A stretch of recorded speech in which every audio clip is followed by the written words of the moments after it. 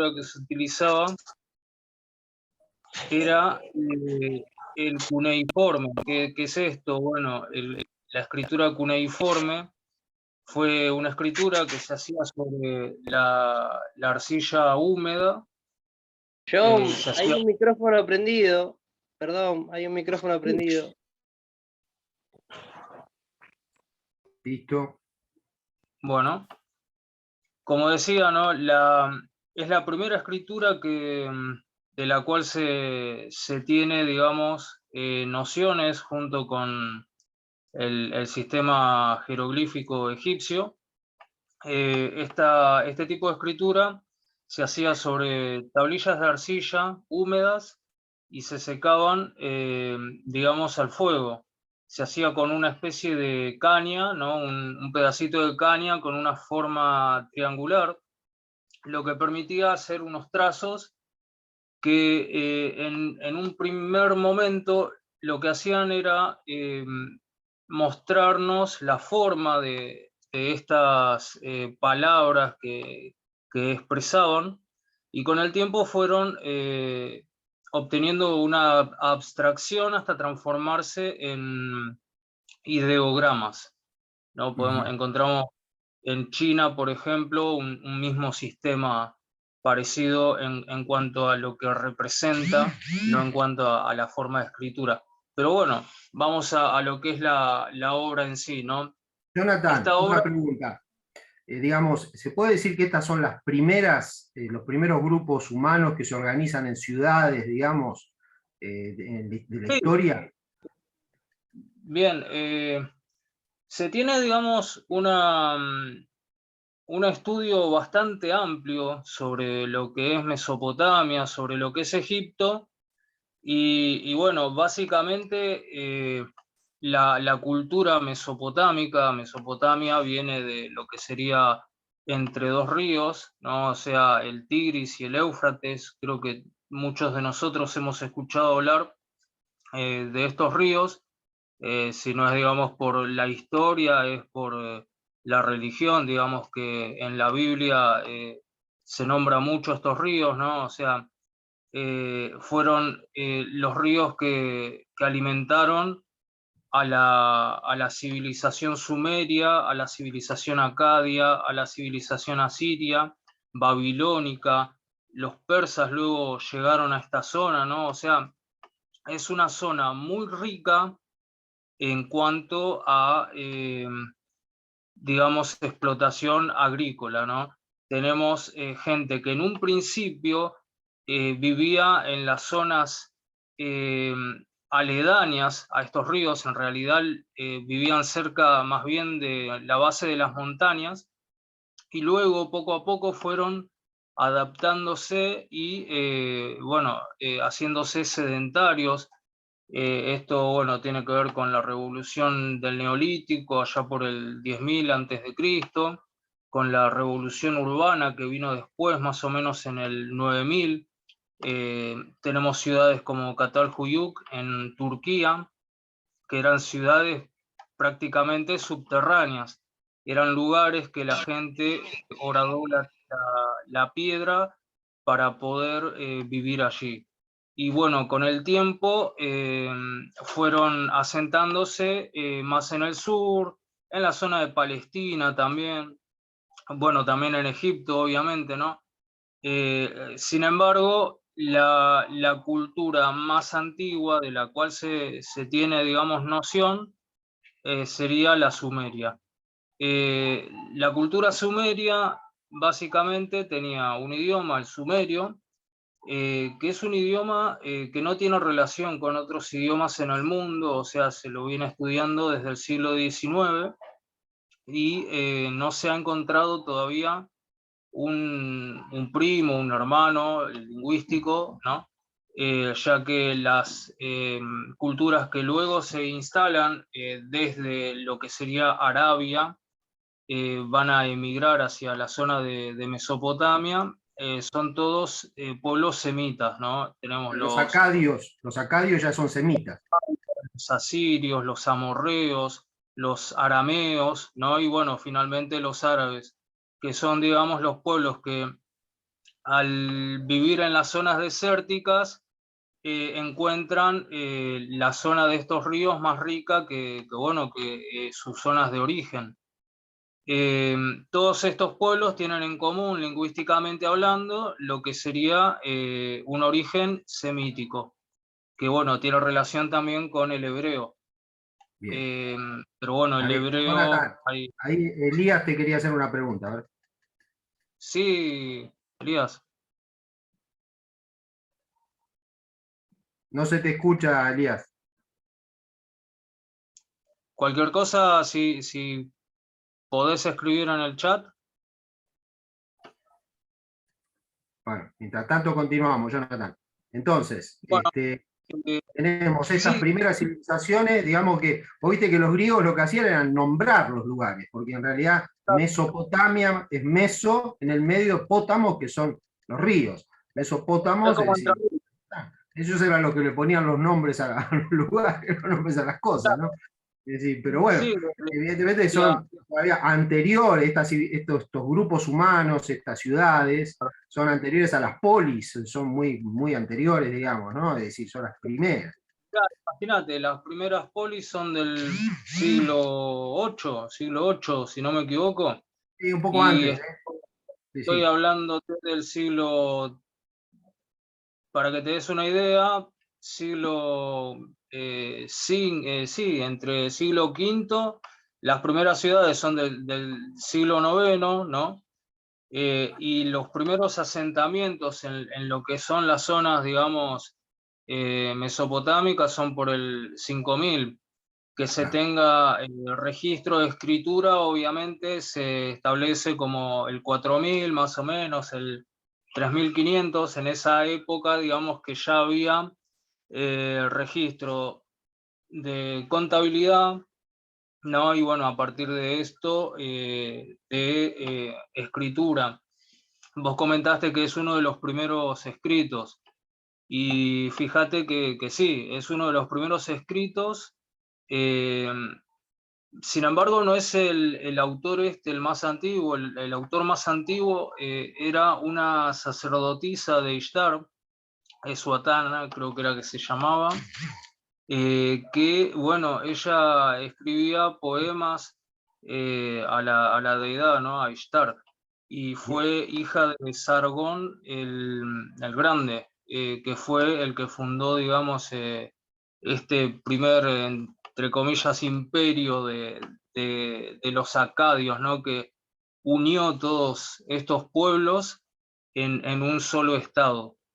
Bueno, Jonathan, a ver, para que después de todo caso vamos a dar lugar a algunas preguntas, porque si no se nos va a ir el tiempo.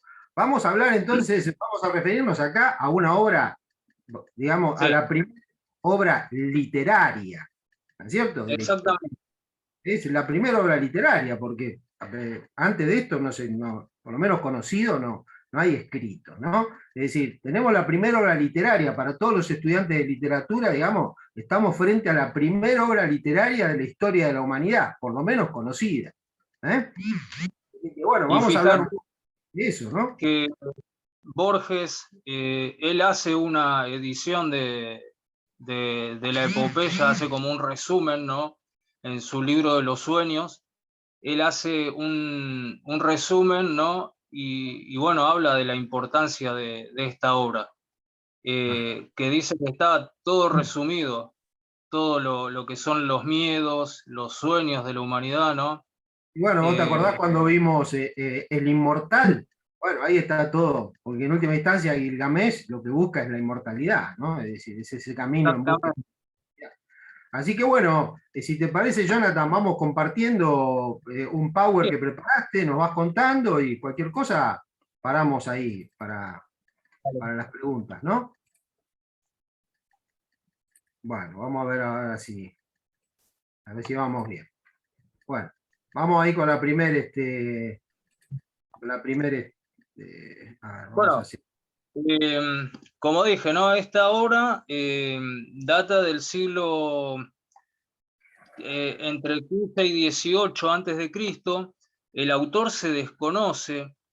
Tenemos que tener en cuenta, ¿no? Que muy pocos autores de la antigüedad se pueden llegar a conocer, ¿no? Porque esta epopeya fue descubierta en un primer momento en la biblioteca de Asurbanipal en el siglo XIX. ¿Quién fue Asurbanipal? Bueno, fue un rey muy poderoso de lo que era el país de Asiria, que conquistó prácticamente todo lo que sería Mesopotamia, la parte de Palestina, y bueno, después sus hijos extendieron hasta Egipto lo que sería el reino de Asiria. Este hombre, además de ser un guerrero terrible, bueno, fue un sabio de la antigüedad, o buscaba hacerlo, ¿no? Lo que hizo fue reunir en su biblioteca una vastedad de obras literarias de la época. Y bueno, además también es famoso por haber hecho unos jardines distintos de los jardines colgantes de Babilonia, pero él también tenía unos jardines, ¿no? Se ve que le gustaban mucho estas cosas en estos terrenos, ¿no? Que desde esa época hasta esta época básicamente son desiertos, ¿no? O sea, es una zona muy desierta con partes, digamos, con zonas fértiles. Bueno, esto, como dije, se hizo en escritura cuneiforme y constaba de 11 tablillas y una 12ª que era como una especie de apéndice. Encontramos, digamos, que la obra tiene como una subida, ¿no? O sea, este héroe, ¿no? Magnánimo, poderoso, 2/3 Dios, 1/3 humano, él era hijo de la diosa Ninsun. Bueno, él tiene como que se eleva, ¿no? Y después la obra, en la obra vemos cómo cae, ¿no? O sea, y bueno, vamos a ver el porqué. En la siguiente, sí, acá podemos ver, ¿no? Lo que sería la zona de Mesopotamia, ¿no? Todos los pueblos que están en el actual Irak. Irak, Jordania, Turquía, Irán, ¿sí? Bueno, más o menos como para que nos ubiquemos dónde estamos, ¿no? Esto es Oriente Medio. La obra esta tiene un montón de cosas, digamos, muy importantes. La primera es, bueno, si Gilgamesh existió, ¿no? O sea, hay muchos que dicen que no, que simplemente es un mito. Sin embargo, encontraron lo que sería la lista real súmera, además de la epopeya de Gilgamesh, donde se lo nombra como uno de tantos reyes anteriores al diluvio, perdón, posteriores al diluvio.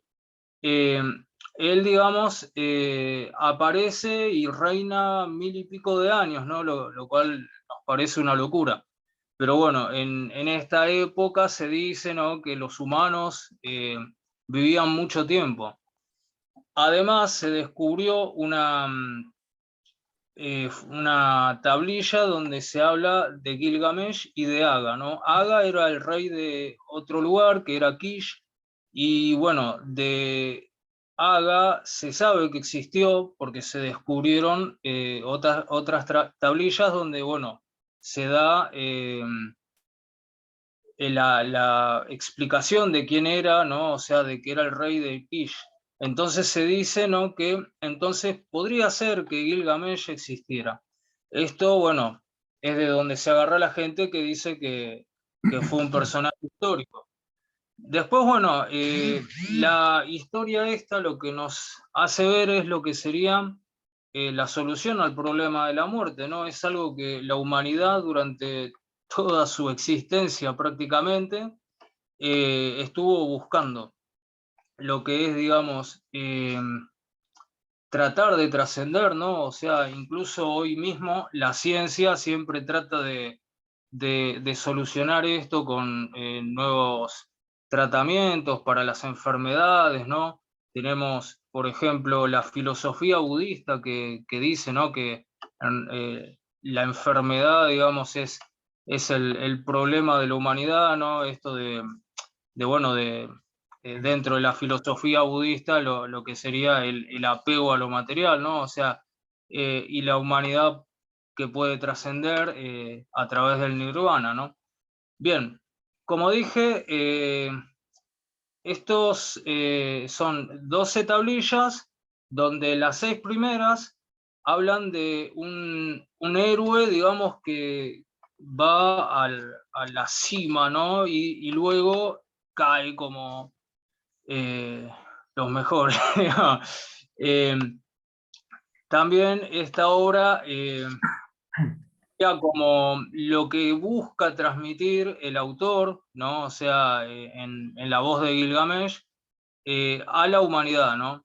Esto de siempre encontramos alguna obra cumbre, ¿no? En las culturas, y bueno, de Sumeria este es, digamos, el relato. Y se pueden encontrar en influencias de esta obra en todo lo que es posterior, ¿no? O sea, tenemos la fuerza de Sansón, la fuerza de Hércules, las aventuras de Alejandro Magno, porque si bien para los occidentales Alejandro Magno fue un personaje histórico y tenemos muchas cosas documentadas de él, para los orientales, estoy hablando de Medio Oriente, ¿no? También luchaba contra dragones, ¿no? O sea, había toda una serie de leyendas que fueron transmitidas y se las agregaron también a Alejandro, ¿no? Y estas leyendas tienen un origen en este héroe. Además de esas influencias, bueno, obviamente encontramos lo que es el relato del diluvio, ¿no? O sea, en la Biblia encontramos que Noé es el que se encarga de salvar a la humanidad. En esta obra encontramos a Utnapishtim, que bueno, fue el que fue avisado para que construyera el arca. Además de este relato, este tópico, encontramos lo que sería el viaje al inframundo, ¿no? O sea, cuántos dioses, ¿no? Hércules, Orfeo, Odiseo, con sus viajes también. Dante mismo, en el medioevo, viajan al infierno en busca de saber, en busca de un ser amado, ¿no? O sea, incluso tenemos en la misma mitología sumeria que Ishtar es la que baja al infierno para, digamos, enfrentar a su hermana, que bueno, hay como así unos conflictos que tienen, y es como muy parecido el mito a ay, se me fue el nombre, el mito de Demeter con Perséfone, ¿no? O sea, el rapto de Perséfone por parte de Hades. También en la mitología japonesa, Izanagi y Izanagi están, una la va a buscar al otro al infierno, etcétera, ¿no? Es decir, que Bueno, también la cultura maya, en la cultura maya, los gemelos, no me acuerdo el nombre en este momento, los gemelos van en busca de un fruto, me parece que era. Bueno, Jonathan, como dije... también hay un tema que me pareció relevante, ¿no? Que es que por primera vez aparece ahí el tema de la amistad. Ahora vos lo vas a narrar bien, pero una cuestión que no, que también aparece en la Ilíada, ¿no es cierto? Con mucha fuerza, el tema de la amistad, el tema de Aquiles, con Patroclo, con Áyax. Es decir, ahí todo el tema de la amistad está presente. Es decir, que hay un montón, digamos, algunos lo llaman mitologemas, ¿no? Hay un montón de temas que se van repitiendo, ¿no? El tema del diluvio, el tema, bueno, del descenso al infierno, el tema de la búsqueda del héroe, porque el héroe va buscando su identidad, el tema de la búsqueda de la inmortalidad, porque él al principio, en realidad, Gilgamesh no es un héroe. No, es simplemente un él rey déspota. Es un déspota. Ha parecido a un tirano. Exactamente. Exactamente, sí.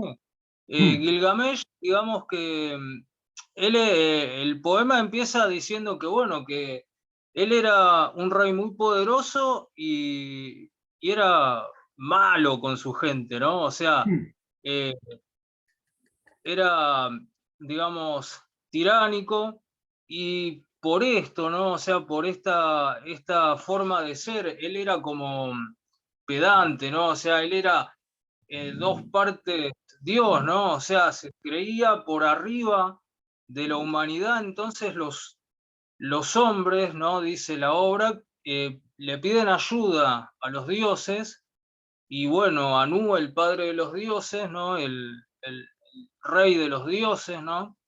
Le dice a Aruru, perdón, que fabrique a un hombre que sea igualmente fuerte como él, ¿no? Entonces, ¿para qué? Para que lo mate prácticamente, porque, bueno, los dioses tenían esas formas, ¿no? De deshacerse de los problemas.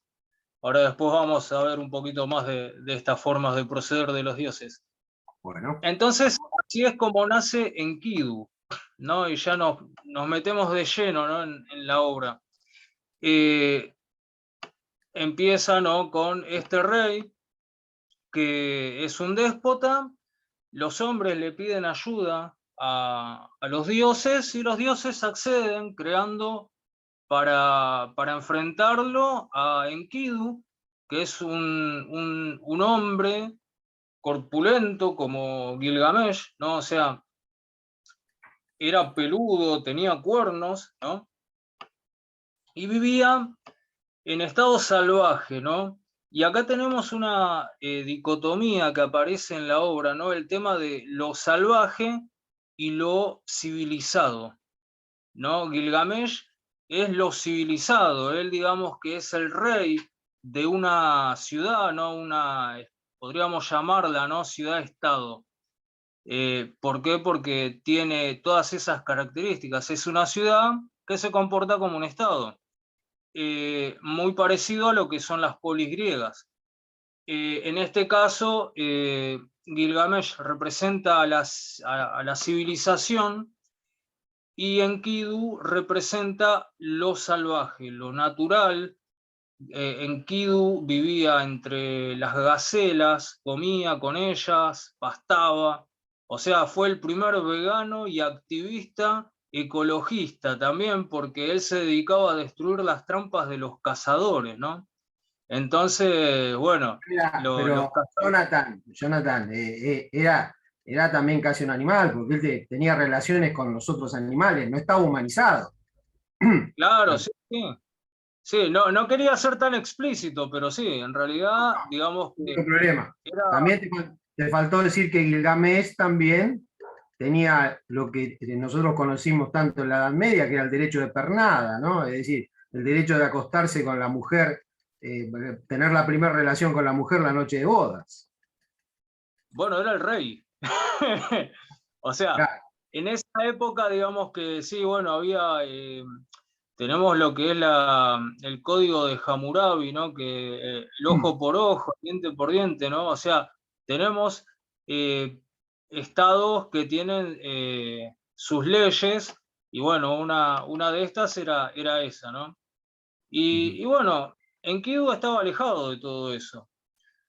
Y los hombres cazadores de esa zona entonces decidieron pedirle ayuda al rey. Le comentaron: mire, rey, hay un ser que está destruyendo nuestras trampas, y no nos deja cazar.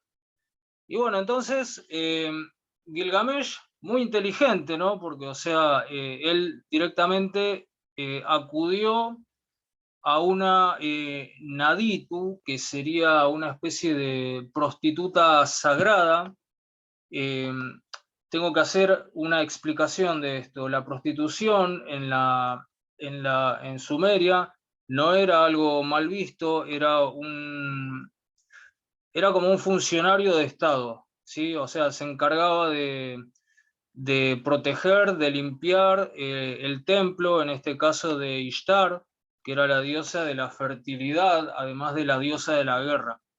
Y las sacerdotisas lo que hacían era, bueno, recibir a través de un ritual, una hierogamia, hacían un ritual que representaba la unión de la diosa Ishtar con un rey, ¿no? O sea, el mismo rey se acostaba, digamos, con la sacerdotisa y hacían como un ritual de fecundidad, ¿no?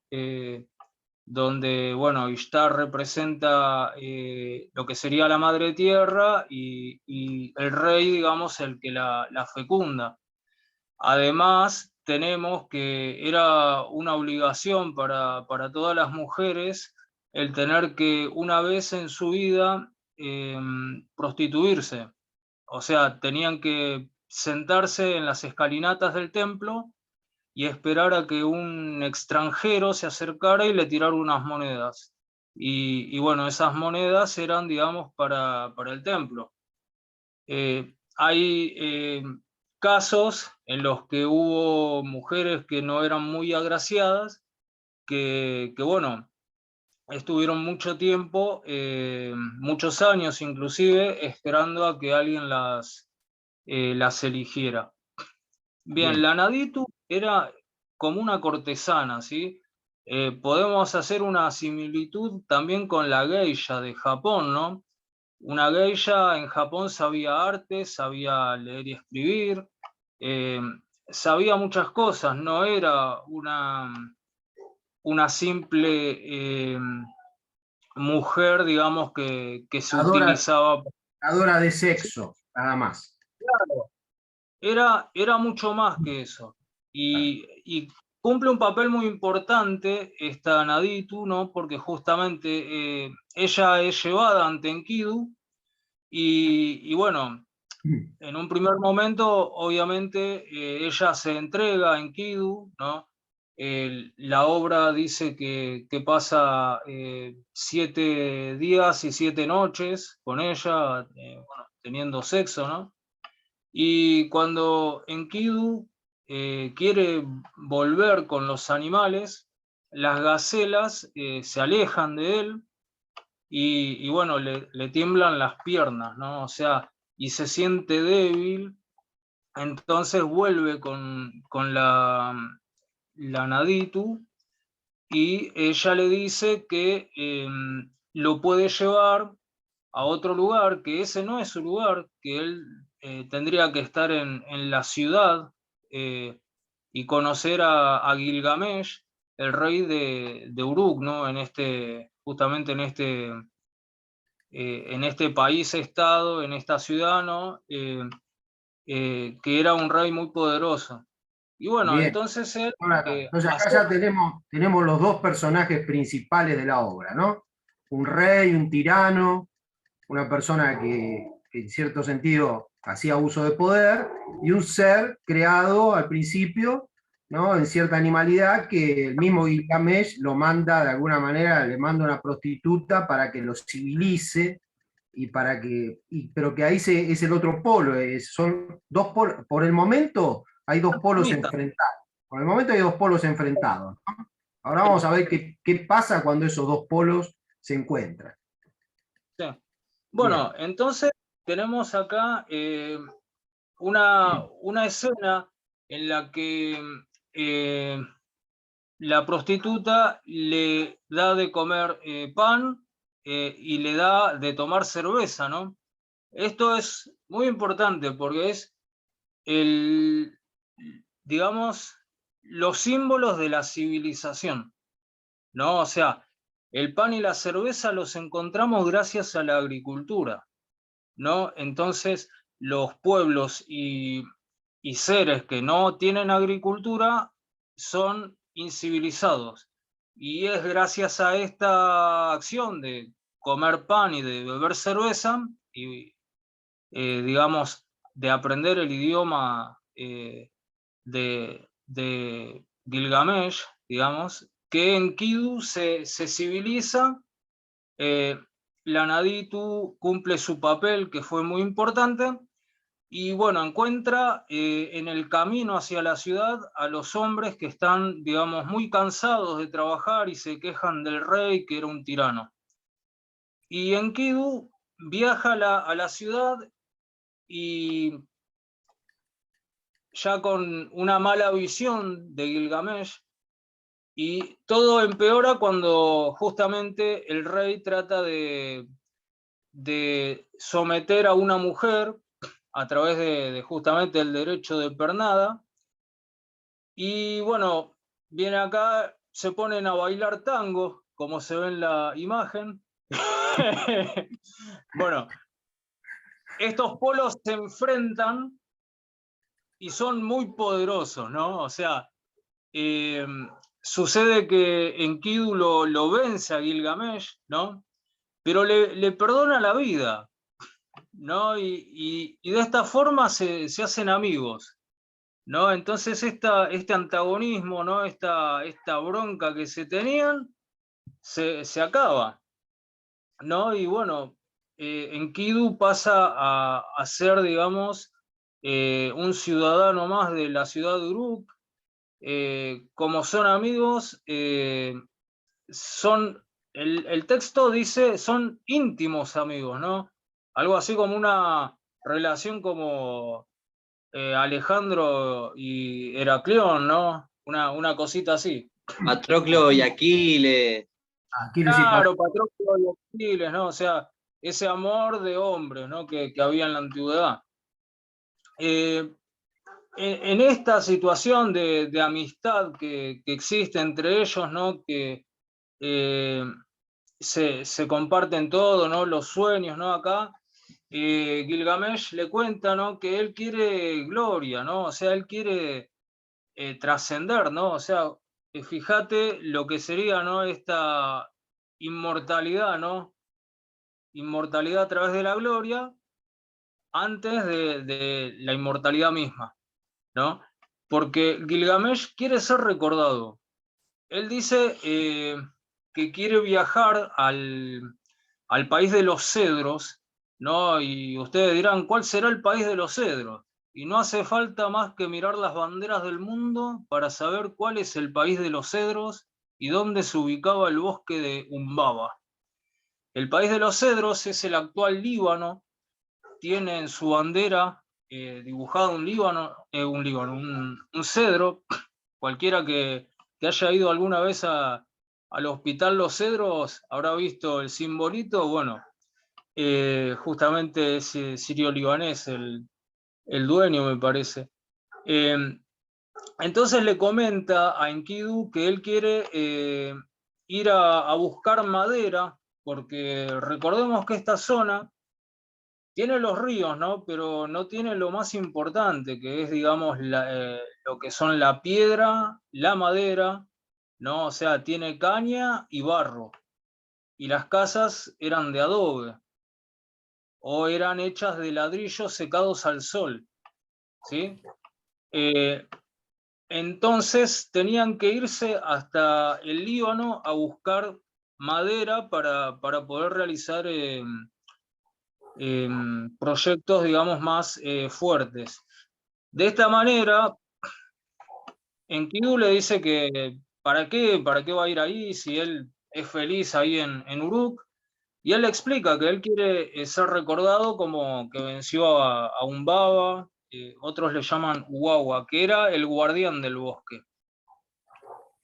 Entonces le pide consejo a los ancianos de la ciudad y también a su madre, que trata de convencerlo, todos tratan de convencerlo, ¿no? O sea, que se quede en su ciudad, él es el rey, ¿no? O sea, nadie le va a negar nada, pero bueno, él insiste y Enkidu viaja a su lado, eh, llegan al bosque, ¿no? En busca de lo que son materias primas y se enfrentan a un guagua y este era como una especie de monstruo medio raro, como un gigante con rasgos de dragón, ¿no? Porque lanzaba fuego, decía que su aliento era destructivo.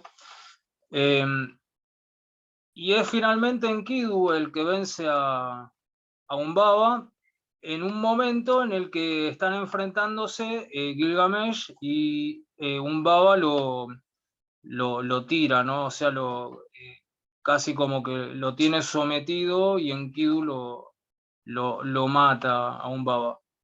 Le salva la vida, ¿no? Se llevan lo que serían los cedros, ¿no? Todo esto por el río y llegan a la ciudad a través de los ríos. Esto, digamos, que cae muy mal en el cielo, ¿no? O sea, tenemos los dioses que miran todo desde el cielo. Anu es el rey de los dioses. Enlil, digamos, que le sigue. Y bueno, no les gusta esto que están haciendo, ¿no? Porque este guardián era hijo de uno de los dioses. Sin embargo, la diosa Ishtar se enamora, era una diosa muy, muy enamoradiza, ¿no? Ella se enamora de Gilgamesh y se le ofrece, ¿no? O sea, ella va, le dice que bueno, que quiere que sea su pareja. Sin embargo, Gilgamesh, conociéndola como era, le dice que no, que él sabe que todas sus parejas terminan mal. Justamente hay un mito que habla de Tamuz o Dumuzi, dependiendo del traductor, que nos cuenta que Ishtar, digamos, queda en pareja con él. Sin embargo, por una pelea que tiene ella con Ereshkigal, que era la regente del inframundo, Tamuz tiene que pasar un tiempo en el infierno, ¿no? Entonces ya unas complicaciones, ¿no? que tiene ser la pareja de Ishtar. De esta forma, Ishtar se siente muy avergonzada, ¿no? Porque fue rechazada por un mortal. Entonces va y llora con Anu, que era el padre, y le pide que envíe al toro celeste, ¿no? Lo nombran así. Al parecer, bueno, era un toro que vino desde el cielo. Y bueno, Anu le dice, mirá que el toro va a destruir todo y que no va a haber comida, ¿no? Recordemos que para la civilización sumeria, los humanos fueron creados para fabricar el alimento de los dioses, ¿no? La agricultura que se practicaba era ofrecida en parte al templo, que era ofrecido a su vez a los dioses, ¿no? O sea, esta era una práctica que se da en Egipto también, que se da en muchas otras culturas. El tema lo vemos en el Día de la Pachamama, ¿no? Cuando se ofrecen alimentos a la Madre Tierra, ¿no? Quiere decir que acá Gilgamesh está desafiando a los dioses de alguna manera. Es un Sí, desafío. sí, tal cual. Rechazar a la diosa está. Claro, ya de por sí al atacar a este guardián, ya Claro, había levantado, digamos, el avispero. claro. Y de esta forma, peor, ¿no? Entonces, bueno, Anu le dice a Ishtar, ¿estás de acuerdo con que haya 7 años de sequía y todo esto? Porque el toro iba a destruir todo y sabía cuánto más o menos iba a tardar en poder recuperarse algo. Y bueno, Ishtar le dice que no importa. De esta manera llega el toro, empieza a tratar de destruir todo, pero Gilgamesh y Enkidu se enfrentan al toro y finalmente lo matan, lo descuartizan todo. Es Enkidu el que lo vence al toro. Y bueno, Ishtar desde las murallas de Uruk mira muy enojada, muy enfurecida. Y en ese momento Enkidu le lanza un pedazo de una nalga del toro y de esta forma acrecenta lo que sería la bronca de los dioses, ¿no? Hacia estos dos héroes, estos dos amigos. Sin embargo, Gilgamesh era hijo de Ninsum, una diosa, y Enkidu fue creado, ¿no? Fue creado de arcilla, no era, digamos, semidios, sino que simplemente era prácticamente como una especie de golem. Entonces decretaron que el que tenía que morir era Enkidu. De esta forma, le agarra como una especie de enfermedad, una maldición, ¿no? O sea, no está muy bien explicitado qué es lo que le agarra. Enkidu muere y Gilgamesh no podía creerlo.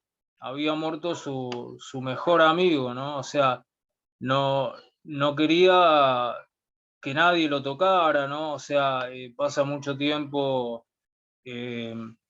con el cadáver de Gilgamesh, perdón, de Enkidu en un mismo lugar, ¿no? O sea, prácticamente lo tiene hasta que se le caen los gusanos de la cara, ¿no? Entonces ahí se da cuenta de que él iba a correr el mismo camino, ¿no? O sea, él iba a morir, es como Buda, ¿no? O sea, cuando descubre que la gente muere, ¿no? O sea, él descubre que iba a morir también, ¿no? Y fíjate, ¿no? Esta filosofía, ¿no? O sea, él descubre que vamos a morir, ¿no? O sea, actualmente la filosofía sigue hablando de eso, ¿no? O sea, tenemos a Heidegger, ¿no? Con el ser para la muerte, tenemos a Buda, ¿no? En lo que sería la filosofía budista.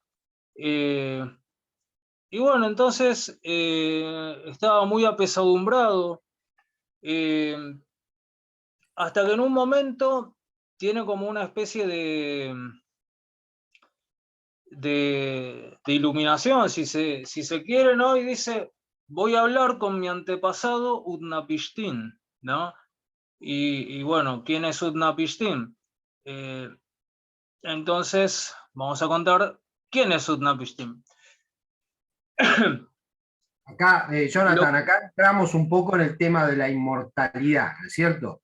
Es decir, nos vamos Claro, acercando al momento en que Gilgamesh se da cuenta, toma conciencia de la muerte, toma conciencia, bueno, que muere su mejor amigo, ¿no es cierto? Quiere eludir esto y trata de buscar algún camino alternativo, no sé si para sobrevivir él o para rescatar a su amigo, ¿no es cierto? Es decir, está ahí claro. el tema, pero está muy presente esta búsqueda de la inmortalidad. Entonces ahí es donde busca a un anciano, ¿no es cierto? A una persona que supuestamente sobrevivió de algo. ¿De qué sobrevivió? A ver. Bueno, creo que lo había dicho, la epopeya de Gilgamesh, cuando se plasma en las tablillas, es como un rejunte de historias que tiene la Mesopotamia, ¿no? Basada en este héroe. Y uno de los poemas que se agrega a esta historia es, digamos, el poema del diluvio, que además se descubrió, se descubrieron tablillas donde se habla solamente de Utnapishtim, ¿no? O sea, así que también era un héroe muy importante. Bueno, Utnapishtim es un héroe de la antigüedad también, de esta zona de Mesopotamia. Él vivía en Yurupac, que si no me equivoco está hacia el norte de Uruk, unos kilómetros, y es, digamos, la ciudad más antigua en tener, digamos, poder en la zona, ¿no? O sea, todas estas ciudades lo que hacían era como luchar entre sí, y siempre había una que era más importante que la otra, ¿no? Tenemos Ur, tenemos Lagash, tenemos Isin, tenemos Larsa, tenemos, bueno, Akkad, Asiria, después más al norte, ¿no? Mari, Ebla, que están un poco más para la zona de lo que sería Palestina. Lo que pasó fue lo siguiente. Los dioses crearon a la humanidad para que hicieran el alimento, para los dioses, ¿no? Porque ellos estaban cansados de trabajar y entonces dijeron, bueno, vamos a crear a los humanos.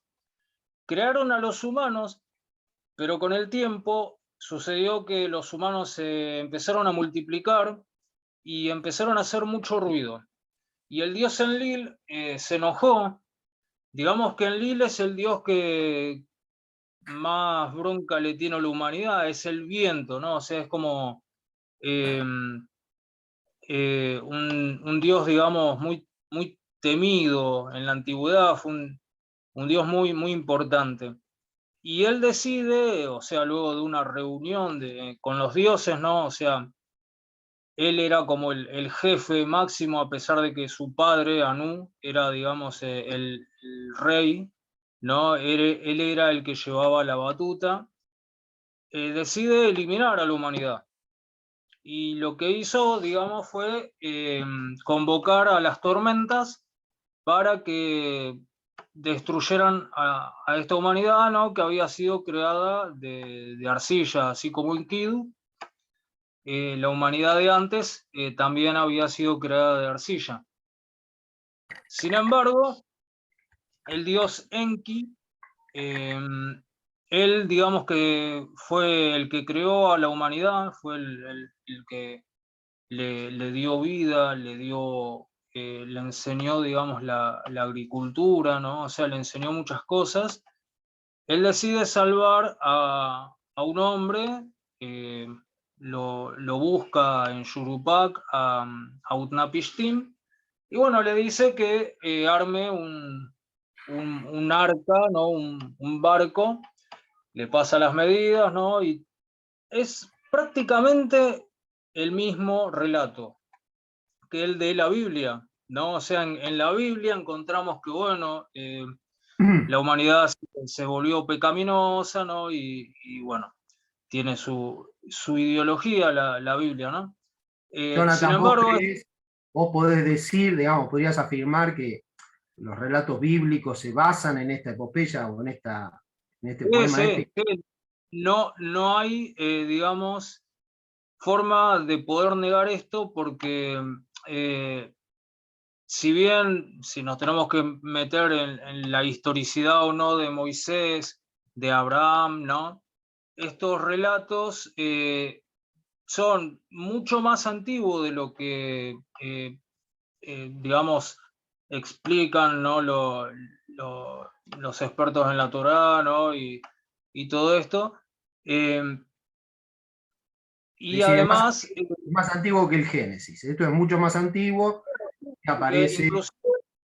inclusive uno lee en el Génesis, ¿no? Hagamos al hombre, ¿no? O sea, Dios se dice a sí mismo, hagamos al hombre, ¿no? O sea, hay como ciertas cosas que nos hacen ver como que hay varios dioses, ¿no? Y esto tiene que ver con un poema también de la antigüedad de Sumeria, que es el Enuma Elish, que significa, digamos, cuando en lo alto nada había sido nombrado, que es el primer poema de la creación de los sumerios, que bueno, cuenta básicamente lo mismo, ¿no? O sea, cómo se crea la humanidad de arcilla y se le insulfa el alma a través del aliento. Soplo divino. Claro, sí, y bueno, además tenemos que los hebreos estuvieron en esta zona y fueron influenciados por todas estas culturas, ¿no? O sea, no solo la mesopotámica, la caldea, la siria, la persa, la egipcia, ¿no? O sea, sin ir más lejos, hay una teoría que dice que en realidad el primer monoteísmo es el de Atón, que Akenatón o Amenofis IV crea en el reino de Egipto, que era politeísta, ¿no? O sea, y bueno, toda la controversia que hay detrás, ¿no? De estas cosas, ¿no? Que bueno, no sería bueno en este momento comentarla.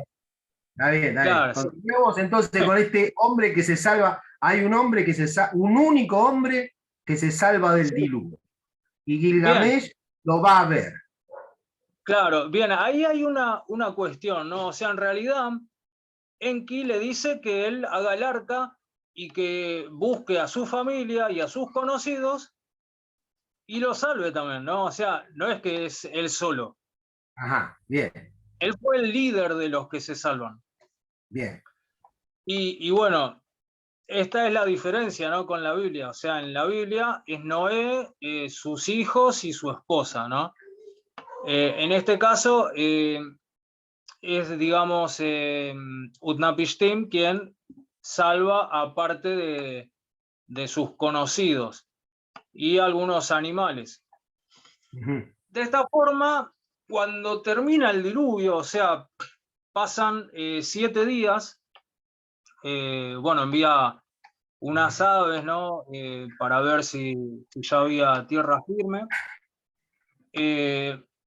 Y cuando cuando bajan las aguas y están todos bien, ¿no? O sea,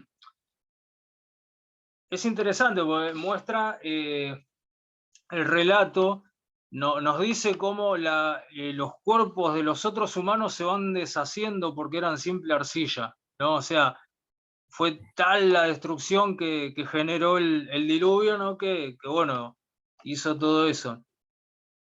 Y a él no le gustó esto, ¿no? O sea, cuando vio que había gente viva, entonces agarró a Utnapishtim y le dijo, mirá, todo bien, ¿no? O sea, se salvó la humanidad, pero vos te vas a ir a esta isla. Entonces lo recluyó en una isla que está, digamos, pasando el mar de la muerte, ¿no? Muy, muy interesante, muy poético el nombre. El mar de la muerte, digamos que sería como el océano Índico. Una Sí, piscina sería es algo. el único inmortal, hasta ahora. Ah, Una en piscina. realidad en este momento todavía no. Es Ajá, ahí cuando Enki le da una planta y le dice, toma, mirá, te doy esta planta porque vos sos un héroe. Como los videojuegos, ¿no? Terminás la misión y te dan un regalito. Eh, sí, y de esta forma, bueno, Napishtim ahí logra la inmortalidad junto con su esposa, que bueno, van a esa isla y se quedan ahí a vivir para siempre. perfecto. Gilgamesh, conociendo esta historia, o sea, podemos imaginar, ¿no? En esta cronología, Utnapishtim es muy anterior, ¿no? O sea, anterior al diluvio, se dice que más o menos el diluvio hubiera sido por el 10.000 más o menos. Por unas teorías, digamos, que hay, ¿no? de ciertas subidas de nivel del mar en algunas regiones, ¿no? Y todo eso.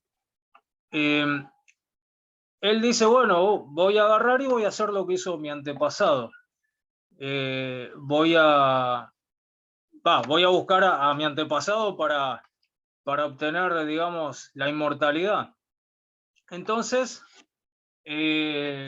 empieza viajando hacia unos montes donde encuentra unos hombres escorpiones, ¿no? Es interesante, no vi en otro lugar que haya hombres escorpiones. Sí, el rey escorpión, ¿no? En Egipto, pero era el nombre. Y ellos lo tratan de disuadir, le dicen, mirá, por acá vos no podés pasar porque por acá pasa el sol. Y no le gusta, el sol era Shamash, era otro dios, ¿no? O sea, tenemos que todos los fenómenos naturales tienen una representación divina, ¿no? Ishtar era el planeta Venus. Sin era la luna, ¿no? Bueno, Anu era el cielo, Enlil era el viento, Enki es la tierra fértil, la tierra buena, digamos, ¿no? Y Apsu era, digamos, la tierra, el agua subterránea, perdón. Bueno, pero le dice que no importa, que él va a pasar igual. Y los hombres escorpión lo dejan pasar. O sea, le dicen, pero mirá, vos sos el rey, no tenés que hacer estas cosas, ¿viste? Vos andá a disfrutar de tu vida. No importa, él sigue caminando, ¿no? Podemos encontrar un montón, ¿no? de representaciones, Dante, ¿no? Con su viaje con Virgilio en el infierno. Orfeo, Hércules, ¿no? Bajando, ¿no? Por algún ser querido. Y bueno, él en el camino se encuentra con Shamash. Shamash le dice que bueno, que él se va a morir, que se vaya también, ¿no? Trata de disuadirlo. Él sigue su camino, encuentra un árbol del paraíso, el que le dicen, ¿no? O sea, toda esa zona, antes de que apareciera Shamash, era muy oscura, ¿no? Entonces, estamos hablando de que él estaba en el infierno, ¿no? O sea, él estaba en lo que sería el inframundo de los mesopotámicos, y llega al paraíso, llega a un árbol que tenía unos frutos, ¿no? Y bueno, sigue su camino porque obviamente no terminaba ahí el trayecto, y se encuentra en una taberna. Esto es muy Dolina, ¿no? O sea, el bar del infierno. Se encuentra con Siduri, que era la tabernera de los dioses, y ella le da todo un sermón, ¿no? Le dice, mirá, vos sos el rey de Uruk, sos el hombre más poderoso de la tierra. Deberías ir y aprovechar que tenés todo lo que vos querés y vivir feliz hasta que te morís. Y él insiste con que no, con que él quiere la inmortalidad. Entonces la diosa le dice, bueno, mirá, acá hay un barquero, él te puede llevar con Utnapishtim.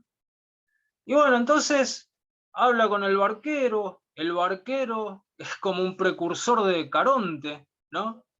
Lo lleva a través del mar de la muerte, le dice que no toque el agua porque es insalubre.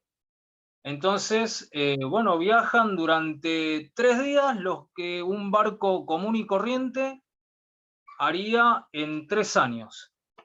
Y de esta forma llegan a la isla de Utnapishtim. Y Utnapishtim no le gustó que llegara, ¿no? O sea, porque en sí él estaba ahí como una especie de castigo, si se quiere, ¿no? O sea, es como, está bien, ¿no? O sea, un humano, ¿qué hace un humano acá, no? O sea, y bueno, se ponen a hablar, ¿viste? Le dice, yo soy Gilgamesh, rey de Uruk, muy poderoso, ¿y qué haces acá? No, y a mí me contaron, ¿no? Entonces es ahí donde Utnapishtim le cuenta el diluvio, ¿no? O sea, le cuenta todo lo que él vivió, todo lo que pasó, y le dice, mirá, andá, aprovechá que sos el rey, que tenés una vida muy buena, y bueno, quédate con eso. Pero bueno, o sea, Gilgamesh le dice, no, yo quiero la inmortalidad. Parecía como los chicos caprichosos, ¿no? Utnapishtim entonces le dice, mirá, vamos a hacer lo siguiente, vamos a hacer una prueba. Si vos te podés mantener despierto durante 7 días y 7 noches, vos vas a estar apto para la inmortalidad, porque los dioses no duermen tanto. Entonces, Gilgamesh, que había viajado durante muchísimo tiempo, se pone en cuclillas y se duerme durante 7 días y 7 noches.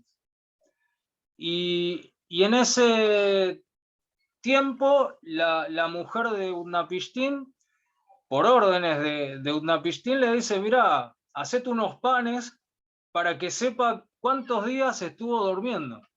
Un pan por Y de día. esta forma, claro, un pan por día. Se encuentra Gilgamesh, ¿no? Dice, me redormí. Encuentra estos panes, ¿no? Y Utnapishtim le dice, mirá, cada uno de estos panes representa cada uno de los días que dormiste. Vos no estabas preparado, ¿viste? Entonces le dice, volvete a tu casa, ¿viste? Y bueno, Gilgamesh, todo lloroso, muy triste, empieza a volver, y la mujer de Utnapishtim le dice, mirá, este tipo se vino desde allá de Uruk hasta acá a pedirte que le digas el secreto de la inmortalidad. ¿No te parece que merece, no sé, comentarle un poco, ¿viste? Entonces, hasta que lo convence, ¿no? O sea, acá tenemos, ¿no?, esta pequeña riña entre la mujer y el esposo, ¿no? Esta que siempre encontramos, ¿no?, en las historias, ¿no? Que detrás de un gran hombre siempre hay una gran mujer, ¿no? Porque justamente gracias a la esposa de Utnapishtim, este accede y le dice, mirá, hay una planta en un lago que te concede la inmortalidad. Así que te recomiendo vayas, la busques y bueno, hacete inmortal. Entonces el barquero lo lleva a Gilgamesh, que estaba ya muy contento, a buscar la planta. Se zambulle, la encuentra.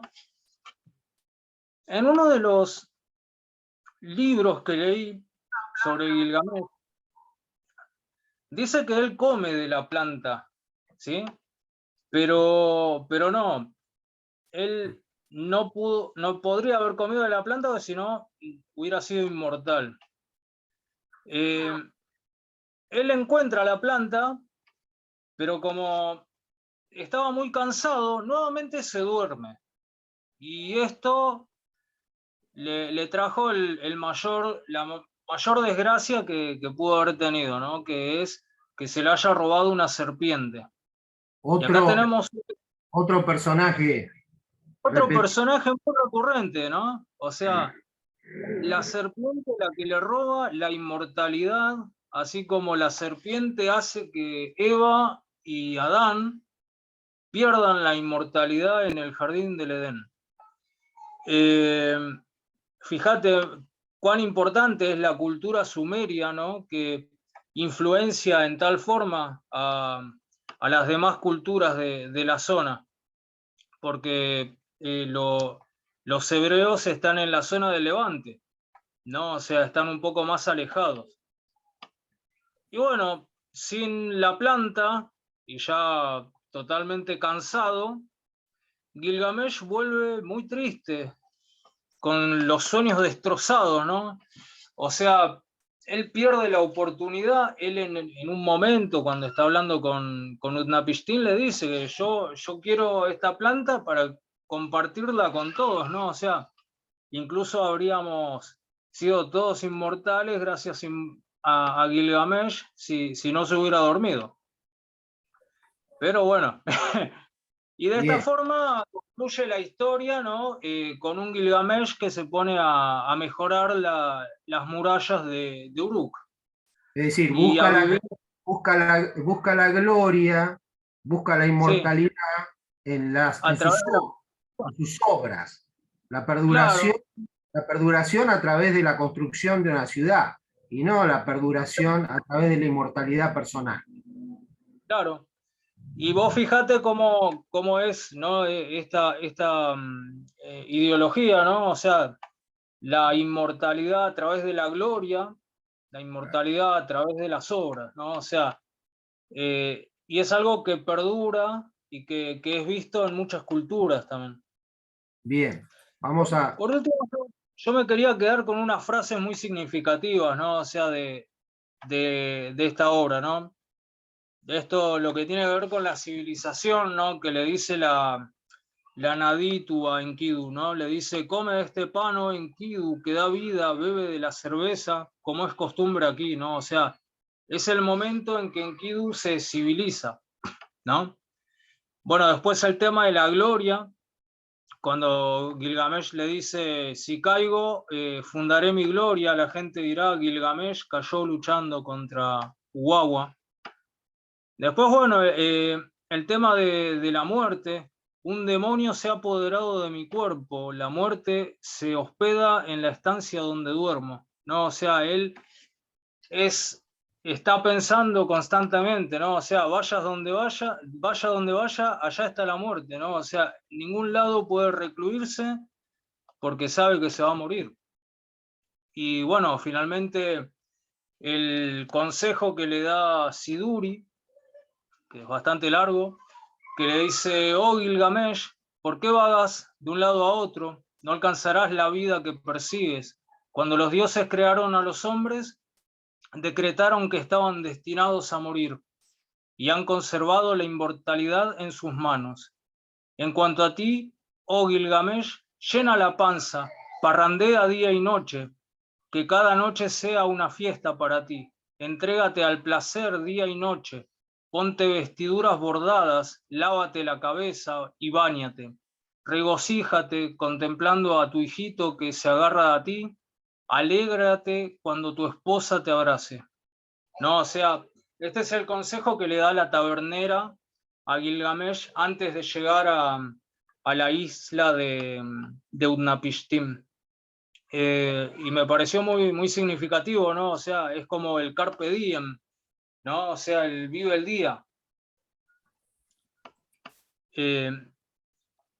Y Bien, digamos que es algo que perdura hoy día, ¿no? O sea, la verdad que espectacular el relato que hiciste. La historia en sí es una historia apasionante porque, digamos, parece increíble que haya sido escrita hace 4000 años atrás y que me parece que en cierta medida es una historia que está un poco tapada, ¿no es cierto? Es decir, que no ha tenido la trascendencia que se merece, porque hay un montón de contenido, es decir, es muy rica en cuanto mirá, a símbolos, en acá en cuanto a... Argentina, acá en Sí, Argentina es muy conocida y dentro de unos años va a ser nuevamente de vuelta a conocer, ¿no?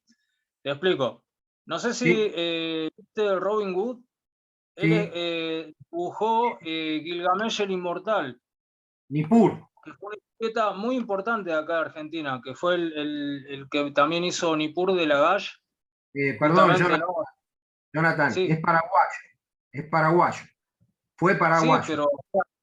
pero él digamos, la historieta es de acá de Argentina. Ah, O sí, sea, el Tony, D'Artagnan, la revista que se publicaban acá. y el año que viene, o este año, no me acuerdo bien, van a estrenar una película argentina de animación que, bueno, hace Epic Games de League of Legends, creo que se llama Gilgamesh el Inmortal, y es justamente esta epopeya lo que van a llevar al cine. Ajá. Eh, Eh, y Jonathan, bueno, o sea, están como tratando, ¿no? de recuperar esa historia. bien. Bueno, vamos a ver si alguno quiere hacer alguna pregunta, alguna inquietud con relación al relato, con relación a la historia. Eh, Yo, Franco, Jessica Correa. Ah, de Fortnite, sí, sí, es verdad. Sí, Víctor. Bueno, yo anoté un par de cositas primero felicitarte, genial el relato, apasionado, nunca te vi tan tranquilo, tan decidido, tan directo, hermoso. La gente vivía mucho, la gente se ve que no tenía preocupaciones. Después lo que me llamó la atención era esta parte de que era 2/3 de Dios y 1/3, la prolijidad, ¿no? Para hacer Eh, 2/3. bueno, los mesopotámicos, viste, fueron los primeros matemáticos, ¿no? O sea, tenemos tablillas en donde se descubrieron un montón de cálculos matemáticos.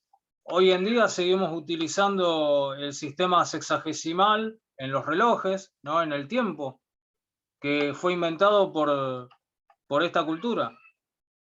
y también tiene que ver algo con las constelaciones, ¿o no, Jonathan? Los Exactamente, porque caldeos también, son, ¿no? digamos, los mesopotámicos los primeros que crean un zodíaco en base a las constelaciones que recorre el Sol, ¿no? O sea, fueron los primeros astrónomos en lo que sería, bueno, en sí fueron los primeros astrónomos. Los mayas fueron, pero un tiempo después, en América. Bien. ¿Hay más preguntas? Está Jonathan acá, sabe mucho, así que aprovechenlo. Después, no, más adelante en la primera o segunda imagen mostró los triangulitos de las tablillas, que era lo que fue explicando anteriormente, que era como una lapicera con un coso que se armaban ahí los primeros ideogramas. Era Después, como una caña.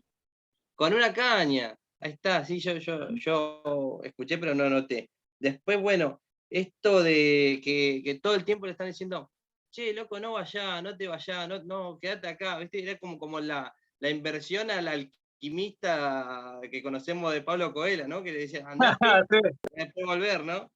Después tiene esto de los rivales, del rival que se le volvió al lado, ¿no? Como lo vemos en Anakin, como lo vemos en Vegeta, Piccolo, Gaara, yendo a Naruto.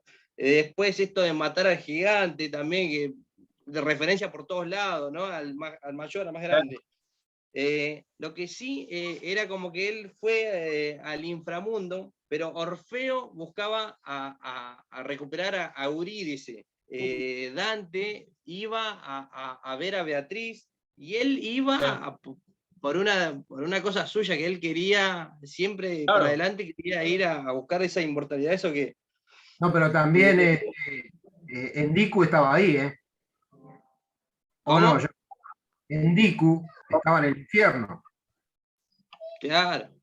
En cierta medida él va a buscar al amigo también.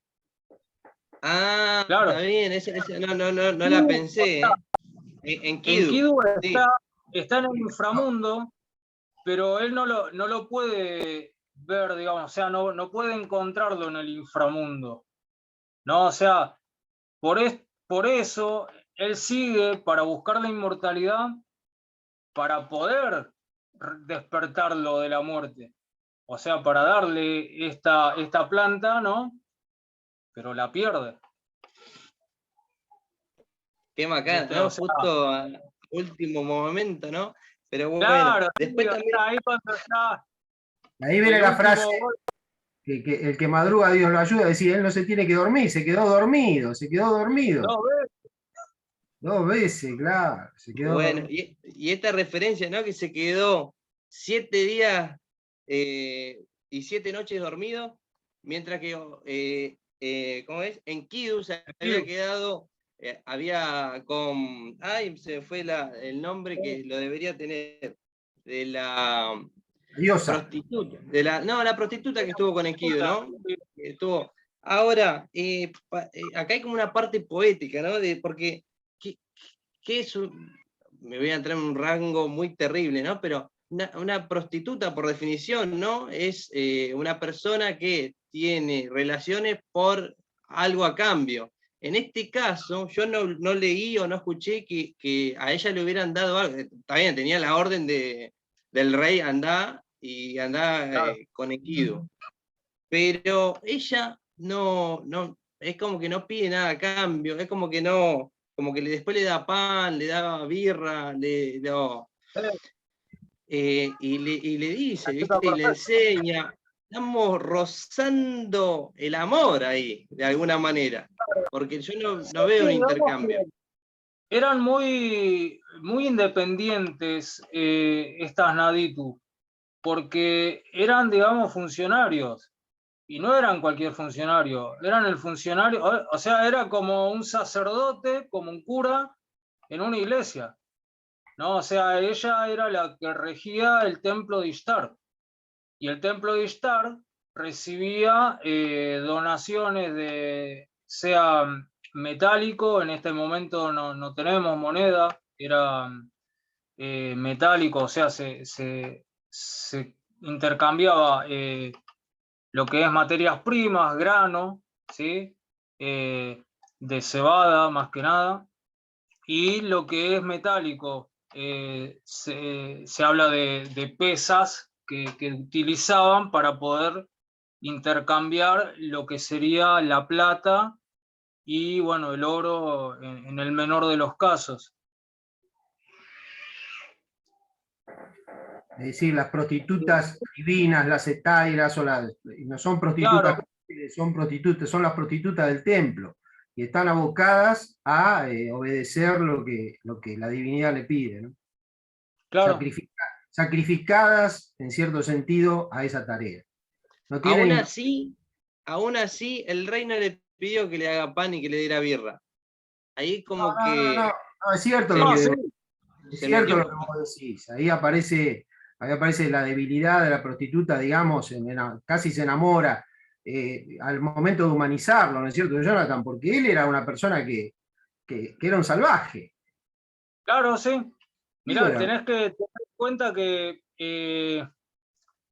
la mujer, o sea, a pesar de que ella como funcionaria era muy importante y respetada, seguía siendo una mujer. Y esta cultura, la mujer, digamos que era débil, ¿no? O sea, tenía esta cuestión del hombre que era más importante, más fuerte, ¿no? O sea, que la mujer, ¿no? Y esta debilidad de la mujer, ¿no? Sin embargo, tenemos como estos dos personajes femeninos que son, digamos, la Naditu y la esposa de Utnapishtim, que tienen cierta importancia en la historia. Jonathan, como para ir concluyendo, digamos, ¿se ha hecho alguna película, alguna serie a partir de este relato, de esta historia? Mirá, en la época de oro de las películas de Hollywood hay una versión, no me acuerdo en este momento los actores y el director, pero si no me equivoco está en línea, ¿viste? En YouTube. Y bueno, ya te digo lo que sería la historieta de Robin Hood. Y bueno, el año que viene que sale esta película en animación. Y después tenemos la canción de Pascu Rodi también que me pasaron la otra vez sobre Gilgamesh. Bueno, acá Jessica dice que a Marvel se le está escapando la tortuga. Y es cierto, ¿no? Porque la verdad que es una historia Sí, muy, no, muy muy interesante, buena. ¿no? Es muy Sí, interesante. Todas las peripecias que va pasando el héroe, el enfrentamiento con los gigantes, con el gigante del bosque, el enfrentamiento con con el toro. con el toro de los cielos, ¿no? Se llama eso, el toro de los cielos. Bueno, todo el encuentro con este anciano. Es decir, tiene un montón de condimentos para hacer realmente un relato apasionante, ¿no? Obviamente que si uno lo va a leer sacado de las tablillas, por ahí no es un relato tan llano para leer, ¿no es cierto? Tiene el ritmo del idioma, ¿no? O sea, tiene lo que le interesaba a esa cultura transmitir. Claro. Está bien. La transformación de tirano a héroe. Lisa de por medio, cierto, sí, es cierto. Así que bueno, Jonathan, realmente para mí, no sé si querés agregar algo más de todo lo que nos contaste. No, yo agradecerte por este espacio, por este momento, la verdad que muchas gracias. Una linda experiencia y bueno, gracias a los presentes. La verdad que estuvo muy bueno, muy... Bueno, yo por mi parte te agradezco mucho a todos los que estuvieron. Para mí realmente es como, digamos, algo muy grandioso, digamos, que aprender de los alumnos, ¿es cierto? Porque siempre está esa visión clásica de que el que enseña es el profe, y no. La enseñanza o el conocimiento es algo que circula de profesores hacia alumnos y de alumnos hacia profesores. Así que yo los animo a todos, al que quiera, al que tenga algo que mostrar, que decir, que contar, hacer este tipo de encuentros en un tiempo que uno tenga. Ahora vienen los finales, evidentemente ya hace difícil, pero bueno, vamos a tener momentos como para hacer este tipo de charlas que son muy interesantes, de temas que por ahí el resto ignora, porque acá nos estamos enterando, sobre todo ustedes que van a ser profes de literatura, de algo que seguramente, casi estoy seguro de que no conocía, ¿no es cierto? Es decir, uno cree o suele creer que la literatura empieza con la Odisea, con la Ilíada, perdón, y luego con la Odisea. Se suele decir eso, ¿no? Es decir, las peripecias de la guerra de Troya, el viaje de Ulises. Se suele creer que la literatura empieza con eso. La ficción, digamos, porque esto tiene un poco de realidad y un poco de ficción, porque Gilgamesh supuestamente existió. Es decir, pero también sabemos que existió Troya.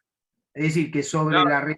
sobre la realidad se edificó la ficción, ¿no? Es decir, es ese pasaje de lo real a lo ficcional que es tan interesante, ¿no? Y cómo un pueblo pudo crear todo eso, manifestar, contar un poco también la idea que tenían de los dioses, porque aparece todo en el relato, también aparece la parte teológica, ¿no? Ese politeísmo, los dioses que representan fuerzas naturales, al sol, a la tierra, al agua, digamos. Aparece un poco todo, por eso me pareció interesante conocer, vos que lo conocés tan bien, ¿no? Y que estoy seguro que sos el único de todos nosotros que lo ha leído completo, porque son 11 tablillas, ¿no es cierto?, que se fueron compilando, ¿no? Si no estoy errado. Sí, o sea, las tablillas las descubrieron cuando descubrieron la biblioteca de Asurbanipal. Ajá, El problema fue el transporte, ¿no? Porque los británicos, en su afán de robarse todo, metieron, digamos, las tablillas que pensaron que era cerámica nomás, sin importancia, las metieron todas en baldes y las llevaron al Museo de Londres. Y ahí las analizaron, empezaron a descubrir que había ciertos patrones, y bueno, después cuando se descubrió la estela de Beijtung en Irán, donde tenemos la escritura griega, tenemos la escritura aramea y la escritura cuneiforme de los persas. Esto fue, digamos, una proclama, si no me equivoco, de un rey, donde es como la piedra roseta, pero de la escritura cuneiforme. En ese momento empezó a poder analizarse todo lo que eran las tablillas y se descubrieron un montón de cosas que se creían que fueron descubiertas por otras culturas, ¿no? Y bueno, o sea, ahí es donde se nota el, no sé si apropio, ¿no? O sea, esta influencia de la cultura mesopotámica en la religión judaica, ¿no? Y todas las culturas que posteriormente eh, beben de estas historias, porque en las Mil y una Noches, por ejemplo, tenemos un montón de tópicos muy parecidos a los que se tocan acá. Y las Mil y una Noches también es una compilación de un montón de historias que hicieron los persas posteriormente en idioma árabe. claro. Bueno, Jonathan, quedamos para una próxima charla por ahí sobre los egipcios, ¿o no? ¿Qué te parece? ¿Cómo la ves? ¿Eh? Sí, Podemos más adelante organizar algo. Bueno, muchas gracias a todos y nos estamos viendo en cualquier momento. Gracias, Jonathan, otra vez felicitaciones. Sí, otra vez felicitaciones por todo. gracias, gente. La verdad que te felicito por todo el conocimiento que tenés sobre todo esto y bueno, y te animo a seguir ilustrándonos sobre toda la antigüedad, ¿no? Yo siempre con esto cerraría, siempre hablamos un poco de lo greco-romano, ¿no? De Occidente. Y tenemos que decir que Occidente también bebe mucho, como decís vos, de toda esta cultura, ¿no? ¿Eh? Sí. Así que muchas gracias, Jonathan, y muchas gracias a todos los participantes. Nos vemos en la próxima. Hasta luego. Buenas noches. Buenas Buenas noches. noches. Hasta luego. Chao, chao, chao. Chao.